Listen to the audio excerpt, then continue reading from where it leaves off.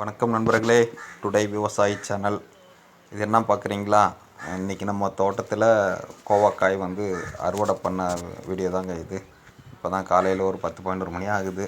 இப்போ தான் அறுவடை பண்ணி வண்டி வர இடத்துல கொண்டு வச்சுக்கிட்டு இருக்கோம்.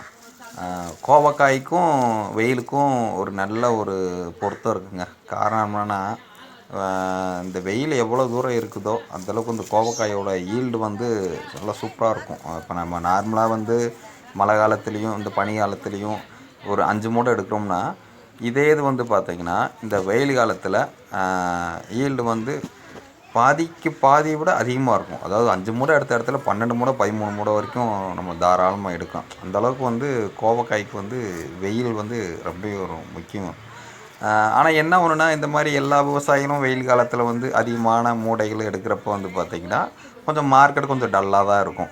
பார்த்திங்கன்னா அந்த மழை காலத்துலலாம் கிலோ 55 ரூபா 60 ரூபா அந்த மாதிரி போயிட்டு இருந்தது.